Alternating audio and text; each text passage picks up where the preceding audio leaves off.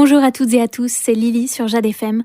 Aujourd'hui, dans cet épisode de Jade Rencontre, je vous emmène avec moi à la médiathèque Armelle de Visme à Pornic, où nous allons découvrir l'auteur de bande dessinée David Perimoni, auteur de Birdie Melody et de Billy Symphony.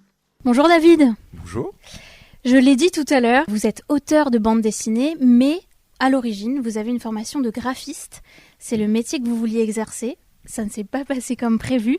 À ce moment-là, il y a un diplôme de création de bande dessinée qui se crée, que vous intégrez, et c'est là que vous rentrez dans le milieu de la bande dessinée. Est-ce que c'est comme ça que ça s'est passé ?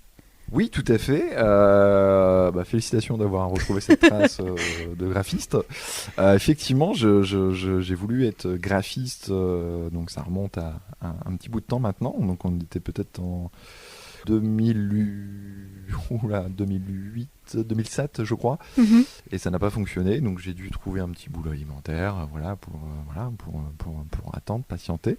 Et j'ai voulu replonger dedans, je crois, en 2011. J'ai fait quelques travaux jusqu'en 2014, où effectivement, je tombe un jour dans ma librairie du côté d'Amiens, parce que je suis amiénois, sur une affiche qui présente un diplôme universitaire de création de bande dessinée. Et là, je ne sais pas pourquoi, ça fait le tilt, en sachant qu'en plus, au même moment, j'étais en train de me reconvertir pour peut-être partir dans la restauration. D'accord, rien à voir. Rien à voir, enfin si, l'aspect créatif. Mm-hmm. L'aspect créatif, le fait de vouloir faire moi quelque chose. Je voulais faire en plus un restaurant itinérant. Il y avait vraiment des démarches concrètes qui avaient été mises en place et tout. Et arrive ce diplôme, cette affiche, et là je fais... Mais non, mais en fait, c'est ça que je veux faire. Donc, et c'est comme ça que ça a commencé. Est-ce que vous consommiez de la bande dessinée déjà, étant plus jeune ? Oui, alors après, je suis pas un gros mangeur de bande dessinée. Je suis un peu comme tout le monde, en fait. À la base, j'aime la création, le support créatif, qu'il soit dessiné, visuel, c'est quelque chose qui m'intéressait. Moi, par exemple, j'avais fait du court-métrage de mon côté, parce que c'est quelque chose qui m'intéressait. Le médium audiovisuel m'intéressait. D'ailleurs, qui a un lien avec le médium BD, parce que, par exemple, le storyboard au cinéma est déjà une bande dessinée. Donc tout ça m'intéressait et la bande dessinée m'a parlé en ce sens, que ce soit par rapport à l'aspect narratif et son aspect visuel. On l'a vu dans Billy Symphony et aussi dans Birdie Melody. Pour vous, la bande dessinée et la musique sont intimement liées. Comment on fait ressentir la musique dans une bande dessinée ? C'est compliqué, il faut trouver des astuces narratives. Donc ça va être, pour la petite anecdote, Billy Symphony est une bande dessinée, donc il n'y a pas de texte. Oui. Les seuls textes qui pourraient être présents sont les notes de musique. Mais même là, j'ai essayé de trouver une astuce pour éviter de mettre des notes de musique parce que j'estimais que c'était triché. Mais j'y suis pas arrivé. Donc du coup, j'ai quand même intégré les notes de musique. En fait, après, c'est de les mettre en scène, de les faire interagir avec des personnages. Ces personnages-là ont des émotions. Et à partir de là, il y a une association qui se fait. Ça, c'est dans la tête des gens. C'est un peu magique. Et les gens vont entendre des notes de musique ou pas. C'est pas obligatoire. Pour la petite anecdote, quand je vais faire des rencontres scolaires, généralement, je pose la question, est-ce que vous avez entendu la musique ? Et je vais avoir quelques gamins qui vont lever la main et qui vont me dire, oui, moi, monsieur, j'entends. Je fais à tous les coups, toi, tu joues d'un instrument ? Ah oui, tout à fait, je fais de la guitare, ou je fais de la trompette, ou je fais ceci, cela. Et en fait, les enfants qui ont des notions de musique vont entendre cette musique à la lecture. Est-ce que vous êtes musicien ? Pas du tout. Et c'est pour ça qu'il ne faut pas jouer en fait, ce qu'on lit dans Billy Symphony, parce que les notes de musique sont une sorte de métaphore, mais ne sont pas du tout des choses concrètes. Alors c'est des notes qui sont concrètes, mais qui n'ont pas d'ordre, c'est pareil, il ne faut pas le jouer. Comment vous écoutez la musique ? J'écoute la musique avec beaucoup d'attention, ce qui fait que d'ailleurs je n'aime pas beaucoup la musique chantée, la musique accompagnée d'un chant, pour être plus précis. Ça a tendance à m'ennuyer et mon oreille se focalise uniquement sur la musique. Donc effectivement, alors je sais pas pourquoi, c'est quelque chose qui moi ça fonctionne comme ça chez moi, mais c'est ce qui aussi fait le lien avec donc Billy Symphony est inspiré des Silly's Symphony, qui sont des dessins animés muets. Il n'y avait pas de texte, il y avait uniquement de la musique. J'ai grandi avec ça. Est-ce que ça m'a formé justement à me concentrer uniquement sur la musique? Peut-être. Vous avez créé une BD concert. Alors, j'ai pas créé, c'est pas moi qui ai créé la BD concert. Par contre, c'est une association qui est basée dans le nord de la France, qui est l'association Perluette, qui en fait voilà, a eu un coup de cœur sur l'album et est venue me proposer en fait une adaptation de BD concert. Et donc, j'étais très surpris. J'ai dit, ok, pourquoi pas. Et en fait, cette association a été chercher 2 musiciens pour en fait faire une composition. Donc, Pierre-Yves Langlois et Claire Bellamy, qui ont composé en fait une partition autour de l'album, donc de A à Z. L'idée étant en fait de projeter l'album sur un grand écran et ensuite de retrouver les 2 artistes sur scène. Voilà, qui joue en direct devant un public. Qu'est-ce que ça fait de voir sa BD en musique? Ça change tout, c'est une toute autre lecture. En sachant que, comme j'ai pas de notion musicale, on m'a demandé au début de m'impliquer dans le projet et en fait, par respect, j'ai pas voulu. D'accord. Mais j'ai senti qu'il y avait une énorme émotion de la part des musiciens qui voilà, avaient eu un gros feeling avec la bande dessinée. Et je leur ai dit, écoutez, je sens que ça vous parle, donc je vous laisse carte blanche et je viendrai découvrir dans les gradins au moment venu la composition. Et donc j'ai assisté à cette représentation et effectivement j'étais comme un gamin parce qu'en fait j'ai découvert une toute autre lecture de l'album. C'était un rythme différent parce que là pour le coup on s'arrête sur certains moments, chose qu'en BD voilà, on va peut-être tourner la page un peu rapidement. Or là dans le concert BD on s'arrête, on étend des séquences, ça donne tout autre chose, mais c'est purement fantastique. Et si jamais la chose passe dans les parages, il faut pas hésiter à venir. On le disait, Billy Symphony et Birdie Melody sont des BD muettes. Quelle importance ont les mots pour vous? Est-ce qu'une image vaut 1000 mots? Une image peut valoir 1000 mots, oui. Une émotion dessinée peut valoir un dialogue sans souci. Après, c'est un autre travail de travailler uniquement les images. C'est peut-être même beaucoup plus compliqué de travailler uniquement les images sans texte qu'avec des textes. Parce qu'avec un texte, on peut rattraper une erreur.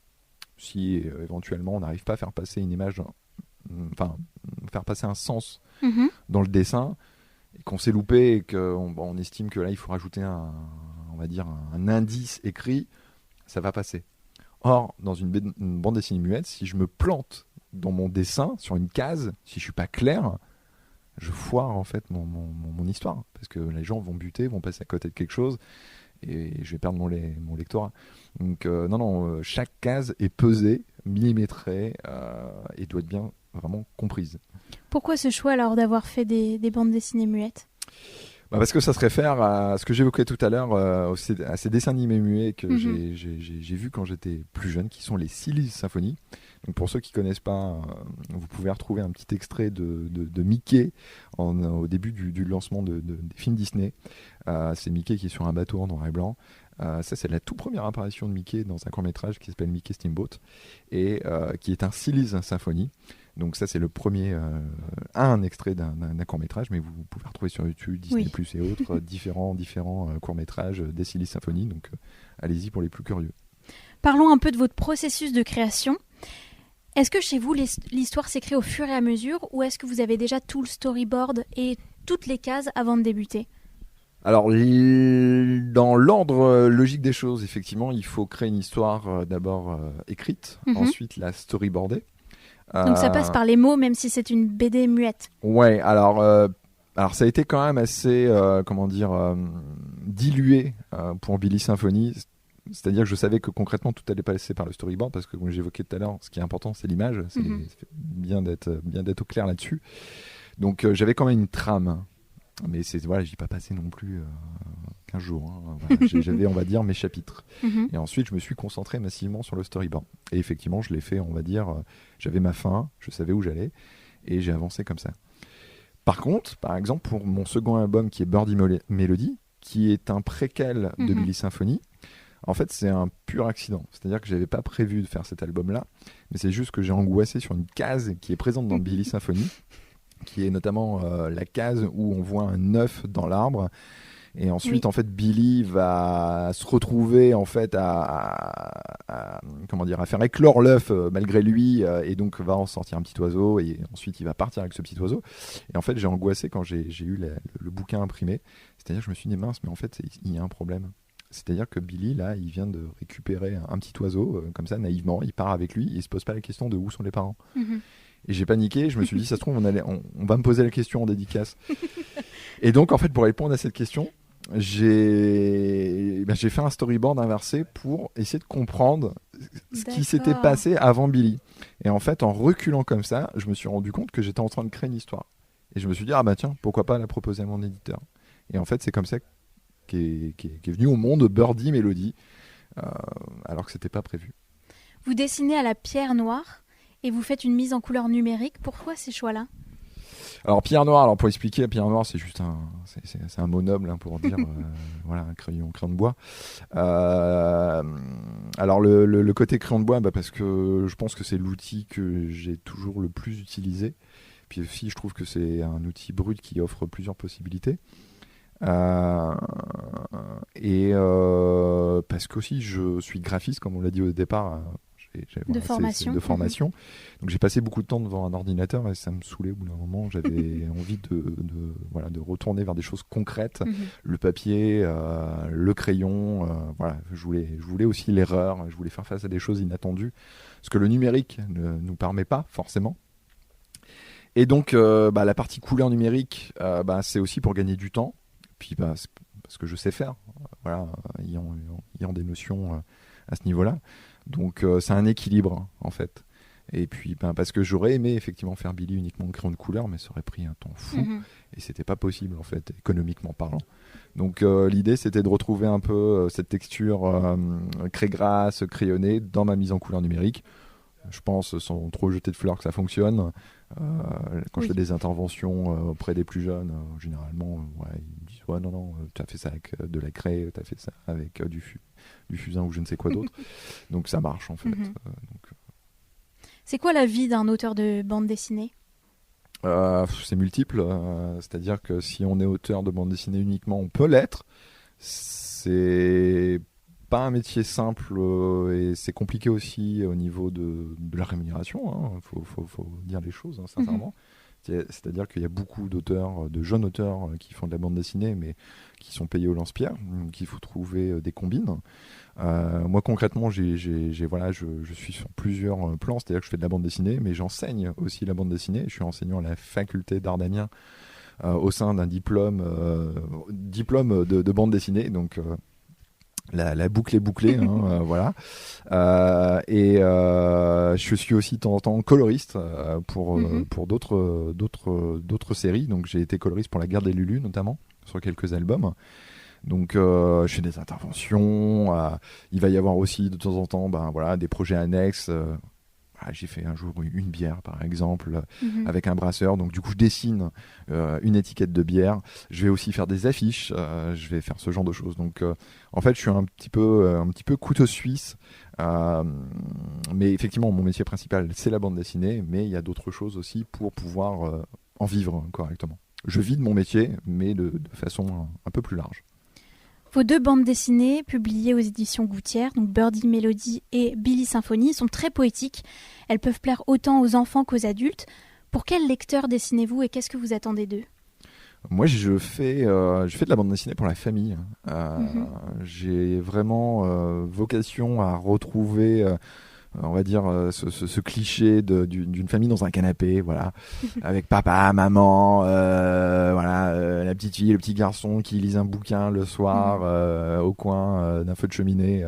Voilà, une image un peu cliché, un peu romancée, mais en fait ça part de ça, c'est-à-dire que j'ai envie de faire plaisir aux adultes parce que Billy Birdie, il y a une lecture adulte, mais il y a une lecture qui est beaucoup plus naïve et qui peut être évolutive aussi. Donc je me creuse un peu la tête, on dirait pas comme ça, mais quand même pour essayer de contenter tout le public.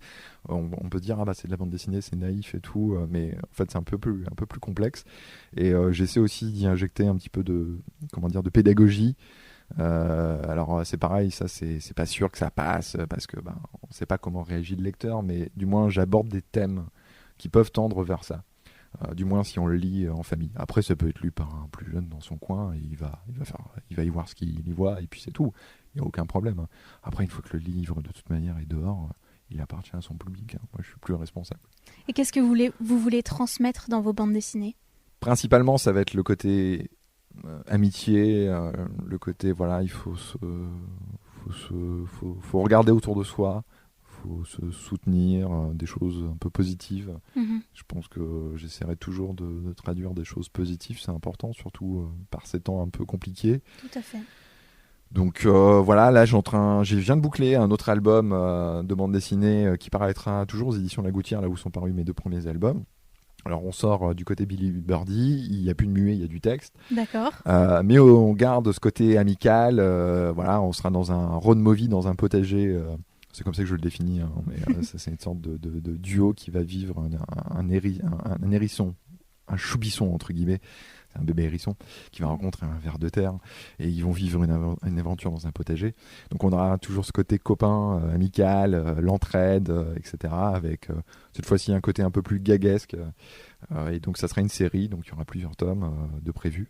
Donc voilà, il y a toujours ce côté effectivement amical, on se soutient et on regarde l'autre surtout. Et pourquoi ce choix de mettre en scène des animaux ? J'aime bien dessiner des animaux. Je sais pas, ça vient peut-être aussi parce que quand dans Billy Birdie, enfin dans Birdie il y a un chat, dans Billy bon il y a l'oiseau, etc. Oui. Et en fait j'aime bien dessiner les animaux. Je trouve ça chouette. On peut faire plein de choses avec les animaux. Puis voilà, on peut faire le reflet. Hein. Il y a un reflet avec l'humain. Hein. C'est toujours cette caricature.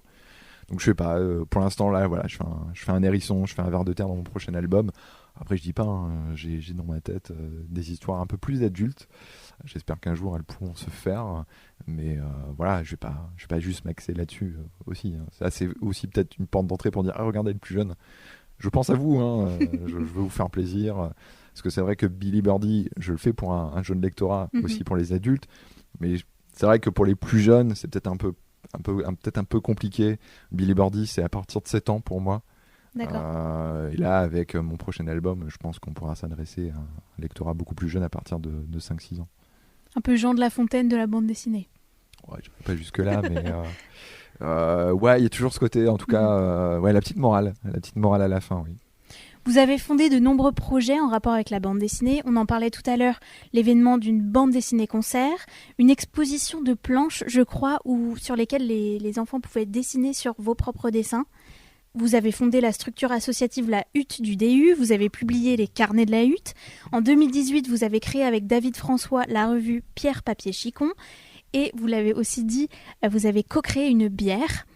Dans vos traits, on voit très clairement vos inspirations. Les cartoons des années 30, Disney et un dessin animé très cher à votre cœur, La Petite Voiture Bleue. Oh. Est-ce que le dessin animé est la prochaine étape pour vous, David Perimoni ? Vous avez fouillé. J'avais totalement oublié ce côté, effectivement, Suzy, la petite voiture bleue. Et du coup, je me suis surpris. C'était quoi la question ? Est-ce que la prochaine étape pour vous, c'est le dessin animé ? Bah, le dessin animé, en fait, il y a ce fantasme, en fait, avec notamment Billy. C'est vrai que j'aimerais bien que ça puisse un jour se retrouver en animé. Alors, il faut savoir qu'il y a eu une option d'achat pour Billy. Après, je ne vais pas cacher qu'il y a une chance sur 10 que ça se fasse. Mais bon, ça peut se faire. Bien sûr. Ça serait une chouette finalité. Je ne compte pas dessus. Il y a déjà un BD concert. Oui. Ça répond, ça coche pas mal de cases, notamment sur le côté Silly Symphony, parce que la musique, là, cette fois-ci, on l'entend. Donc pour moi je suis déjà extrêmement chanceux et gâté à ce niveau-là. Donc après s'il y a de l'animé qui se fait, ça sera que du bonus. Merci beaucoup David Perimoni. Merci beaucoup. Est-ce qu'on peut suivre vos actualités quelque part ? Sur Instagram, David Perimoni sur Instagram, c'est là où je suis le plus présent. Super. Eh ben, on conseille à nos auditeurs de lire vos BD qui sont notamment disponibles à la médiathèque Armelle de Visme-Pornic. Très belle journée sur Jade FM. Au revoir. Jade Rencontre, c'est tous les jours à 13h et 19h.